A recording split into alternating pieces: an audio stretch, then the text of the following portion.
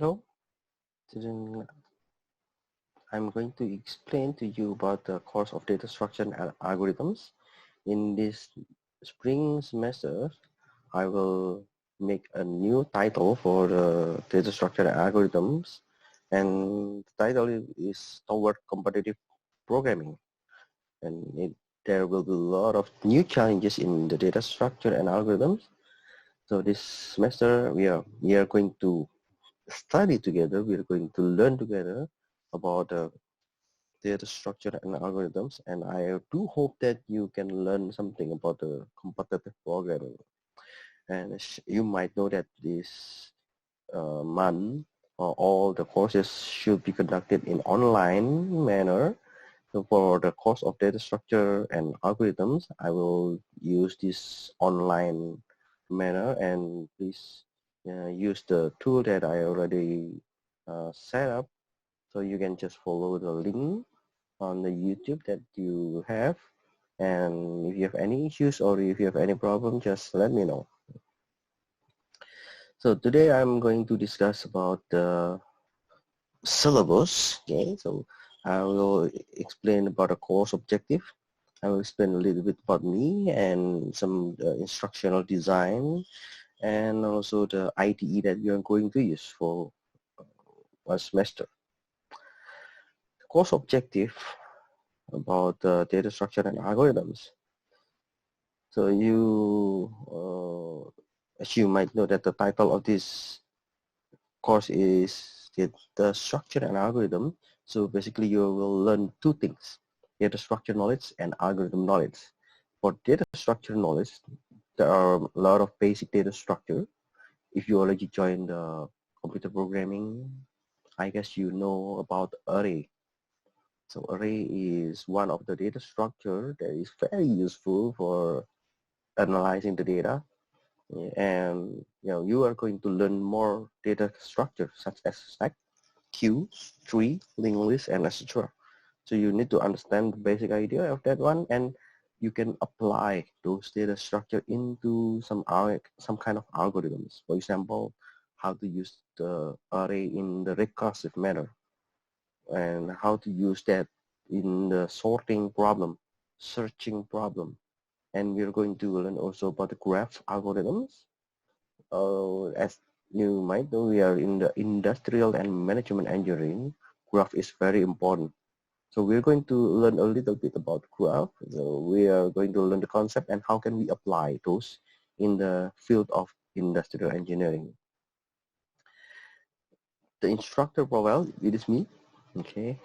And yeah, my name is Bernardo Nugroho Yahya. My office is in engineering building, number 514. You can make a call to my office room. The phone number is 031-330-4941. Yeah, of course you can call me in the office hour, but I will not be in the office all the time. So please feel free to ask anything about the courses through email. Yeah. My email is bernardo@huf.ac.kr. So yeah, if I don't reply you immediately, please understand. Yeah, I will try to respond to your email as soon as possible. So the next it will be just an explanation about my professional career, my professional experience. Now I'm an associate professor, and before I joined this university, I was in the UNIS, Ulsan National University, Ulsan National Institute of Science and Technology, and before that, I was a researcher in the Ulsan National University. My research area are related with machine learning, artificial intelligence, so sequence data mining, human activity recognition. And if you have any interest on those kind of things, just let me know. Regarding to the class time, yeah, the class time will be on Monday and Friday. So you already have the schedule, and the time is very early in the morning. And with the good weather of spring, I am afraid that you will have a lot of difficulties to come in the early morning, especially if you stay in other city, not in Yongin, you might have some issues with the traffic and etc. But luckily now we are doing the online. I guess you don't have any issues now. But if you are doing the offline, I guess we need to discuss more about how the policy should be. Okay, so I will explain about that one later. The textbook that I'm going to use is from the data structure algorithms in Python, written by Goodrich, Tamasha, Goldwasser. It was published in 2013. If you want to buy the book, then you can get it in the bookstore. But if you think that it's not necessary for you, yeah, you can use my lecture notes. And nowadays there are a lot of materials in the internet, so feel free to use those materials. Of course, you need to sort which is the best one for you. Okay, and maybe you think that the Korean version might be good for you. Yes, I feel free to use the Korean version. I guess this book has been translated to the Korean version. About the assessment, so I separate the assessment into 5. So the attendance, participation, and discussion will count as 10%. Assignment will count as 20. So I guess the assignment will be the assignment and quiz. Okay. So I will include the assignment and quiz. Midterm exam 20%, and final exam will be 25%, and the final project or interview will be 25%. So the class attendance, as you know that this class is online, so it will count it as 10% of your grade. Due to the online course, discussion section will be made in the e-class. So the university recommend all the professors to make a discussion room. Okay, so I will make a discussion room in the e-class, and you can check. Maybe not this week. I will make some questions, and you need to give your opinions about my questions in the e-class. So your participation on the discussion will be counted in this assessment. So if you are doing online, yeah, you can freely join the classes, but I hope that you can also give your opinions, give your idea whenever I give you questions. Remember, no stupid idea. Yeah, and decisions on borderline grades will be based upon exceptional class participation as team merited by the course instructor.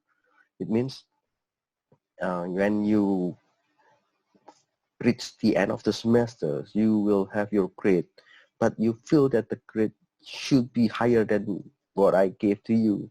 Yeah, then yeah, of course, if you are doing good on your participation, if you are giving your idea in the e-class and you answer all most of my questions, then I have no doubt to give you a better grade. Of course, the policy of the university should be applied, and I need to follow that policies. But if there is a chance to upgrade yours, of course, I don't mind if you do the participation in the class. Okay. If it is the offline class, of course, I need to apply also the university rule. You are allowed one unexcused absence. It means you can just leave the class without any reason, then only one time will be allowed. If you want to absence with other kind of reasons, yeah, you need to receive my approval. So to be an excuse absence, you need to inform the instructor. Okay? So you need to inform the instructor with me, and if it is anticipated absence, then I will give you an approval. For example, you know that tomorrow you need to visit your I think yeah, you need to go to Seoul if where with some your of business, then of course I will give you a is an excuse absent. I will give you permission to leave for Seoul.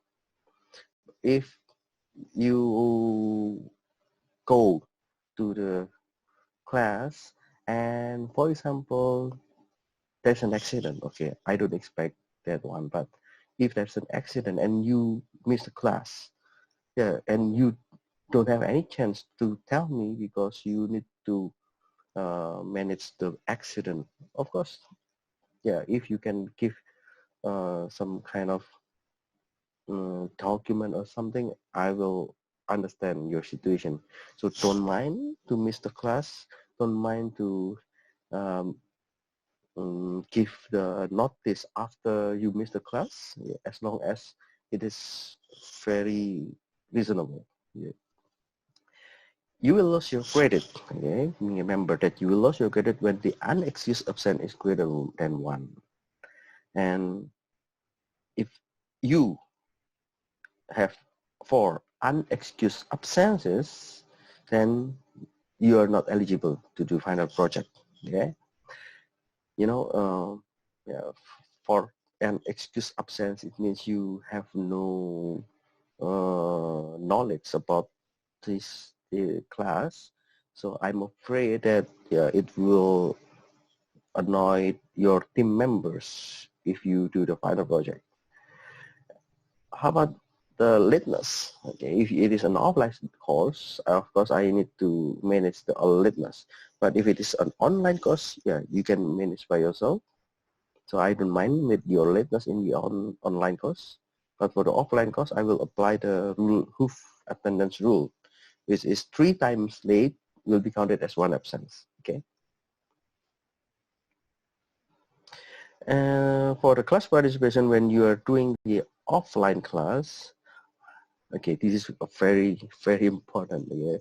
I don't want you to play game. Okay, the computer in the class is very good, and the internet in Korea is very fast, but no game during class. Yeah. And internet is only available for learning programming. So don't do any online shopping, don't do watching video, don't do any chatting, okay? Yeah, if you have a very important thing to do with the chatting, yeah, of course I cannot avoid it, but don't do in front of me, okay? And penalty will be given for students who disobey this rule, okay? I will give you first warning. If the first warning, it means the participant score will be 0. If you still do the same and I give you the second warning, then I will give you 0 for mid-exam or final exam. If you still do that one, I will give you the third warning and final project will be 0. So if participation score 0, mid-exam 0, final exam, final project 0, then do you know what that means? Yeah. So it means you get F, okay? Assignment. So I will give you assignment. Maybe, I don't know, maybe it's also a kind of quiz. Okay, there might be a quiz and there might be an assignment. So you need to submit the source code of the program to the e-class. Okay? For the quiz, I will give you another guideline, and no credit will be given for assignment that do not compile. If you are doing the assignment and, for example, there is an error, yeah, I will explain to you what is compile. If there's an error and you just submit your program, then I will not give you any credit. And no credit will be given for late assignment. This is very important. Okay, when you do your assignment, please check the deadline. And for example, you said that, okay, so it's very difficult. I cannot handle this assignment by myself because I have a lot of things to do. So yeah, I cannot solve it. Yeah, if you cannot solve it, then just send your assignment and then just give some comments. Okay? Which part is completed and which part is not completed, so you can explain. I have difficulty on this one, I have difficulties on that one, then explain to me. I hope that I can give you more practice, or I can give you some suggestions how to improve with your problems. When you do your assignment, I guess you will need to discuss with your friends. So discussion with others are encouraged. But I want you to make your own solution. Okay? Your solution should be from yourself. Don't copy. Plagiarism is one of very important issue. Okay, I don't want you to do copy and paste. Sorry. So if you want to do the assignment with your friends, yeah, that is fine for me. Or if you think that there is a similar problem in the internet, that is also fine for me. But don't forget to cite, okay? Please don't forget to cite the books, articles, or website, or lectures that have helped you. So in Korean, it's 참고 문헌, okay? And if you're doing the assignment with your friends, don't forget to list the name of the student who have collaborated with you.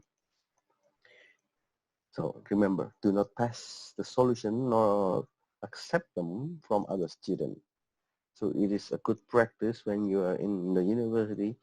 Yeah, this is a good practice, so you will know that what is the good thing and what is the bad thing. For mid-exam and final exam, all exams are individual exam. Yeah.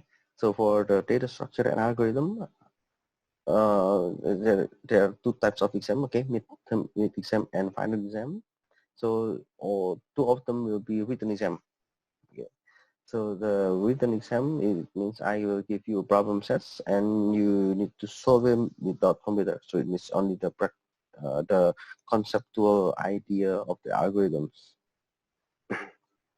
So the final project, now I'm thinking about these three. Okay, there are three topics that might be good for you. So I separate it into three teams. Yeah. So you can select whether you're going to do with the A topic, B topic, or C topic.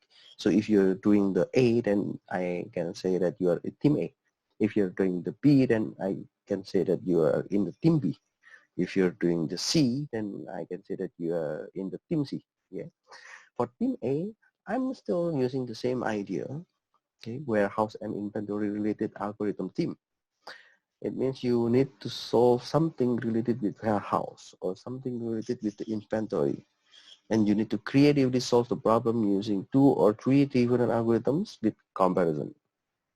Of course, I need to approve if you want to do with this idea.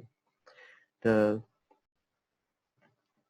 B part, if you are in the tip B, I would like to suggest you to be a competitive programming team.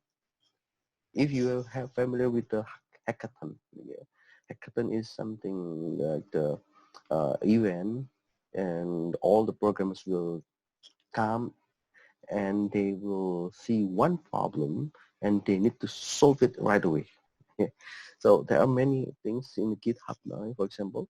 So the algorithms has been published and then the data set has been published. So if you can apply with the algorithm, you can get the result with some kind of information like the computational time and the accuracy or something.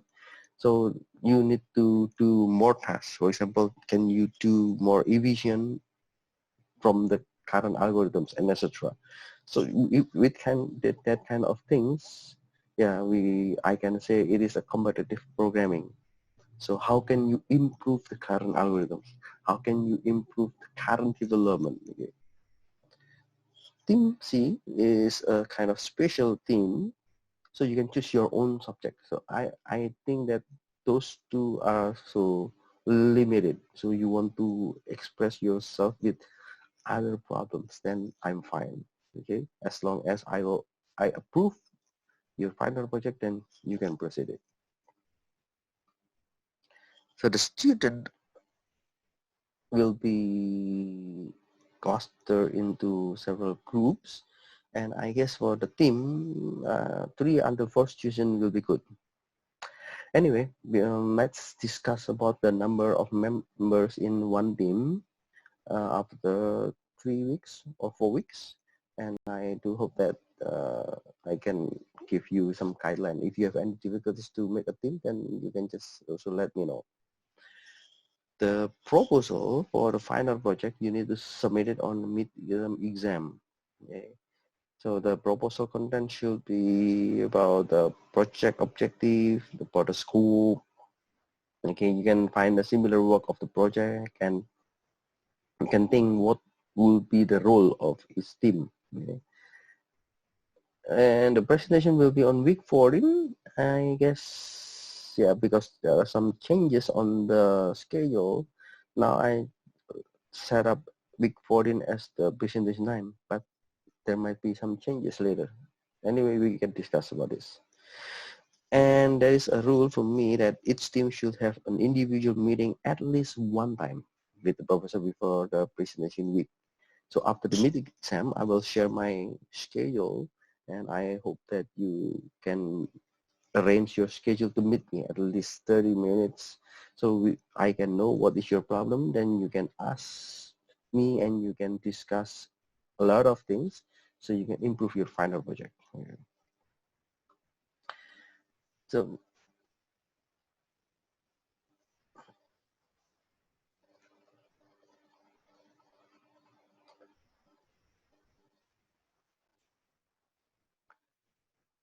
So the final project, for the final project, I hope that all students already in the team by the week of 6. If you have any problems with building a team, then let me know. Fail to build a team will affect to your individual score on the team project. And if a student has no team after the mid exam, yeah, sorry, you need to get 0 for your final project score. Okay, so please try to be in a team before the mid exam. So if you have any problems with the team project, then just if you have any problems with the team building, then let me know. And you need to submit a proposal in the mid exam period. I will give you the template 2 weeks before the submission due. Yeah.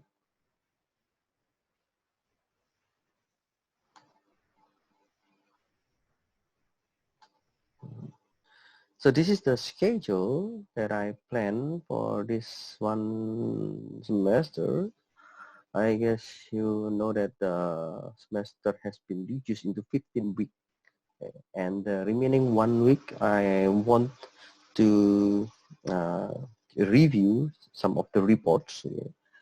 So I plan to make one kind of interview or some kind of yeah, as I already mentioned to you in the first, for your final project, all the team should meet me. Okay, so I hope that I can help you with some kind of report and the progress for your final project.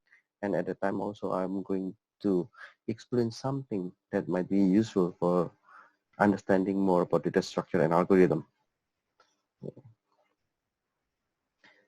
What you need to prepare for our course in the data structure and algorithm is the IDE. Yeah. For the resources like book and articles and etc., you can just use any uh, literatures in the internet. So I give you 2 links. Yeah. The first link is from the GitHub. It's also good to learn Python. And the other link is for Python and algorithms and data structures. The other thing that I want to explain to you is about the IDE, Integrated Development Environment. It's good practice to have one IDE. And I'm going to explain to you about Jupyter Notebook. And this semester, I also try to give you some knowledge about Google Colab. Okay? I'm thinking to make some kind of code environment in Google Colab, and I hope that I can share it to you through the Google Colab. And this is also a good thing. The Google Colab is based on the cloud. So you can type your code in the Google Drive, and the Google Drive can be shared to others. So I can type something in my computer and you can use my code and you can try with your own and you can modify the code. For example, if you have your code and you have problems, so I can just access your computer to your link and I can try to help you. Okay. Or if you think that you're familiar with some other existing IDE like Eclipse, PyCharm, or I want to use Rodeo, I want to use Spider, or I want to use NetBeans. Okay, then yeah, you can just buy your own. What is the best for you? But for my course, I will just follow the common sense. For this Python, I will use Jupyter and Google Colab.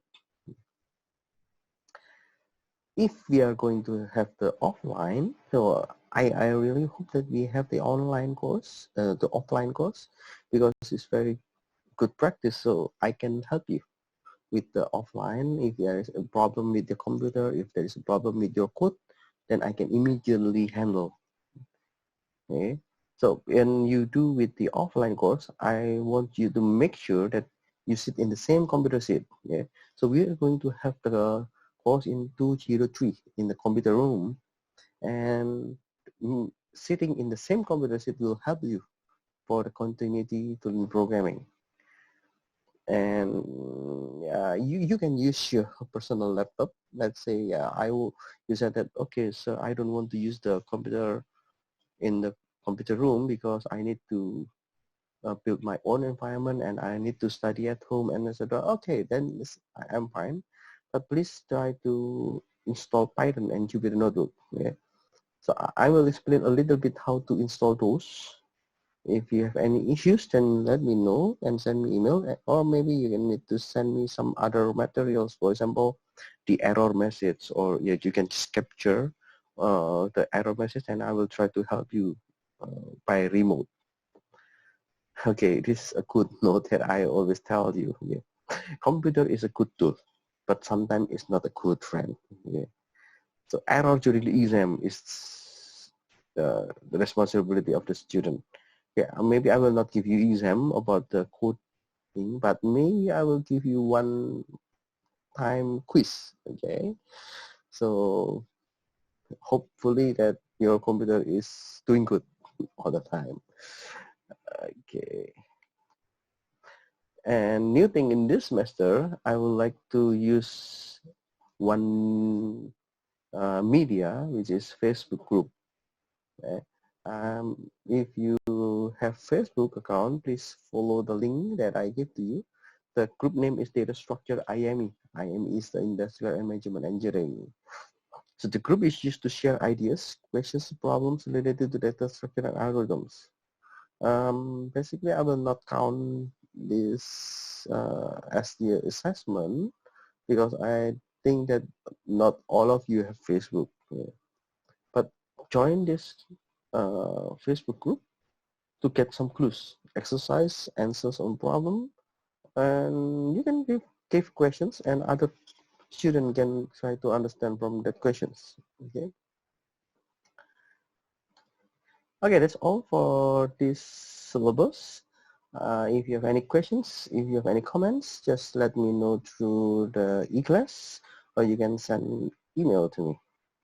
Okay, thank you, and see you in the next course.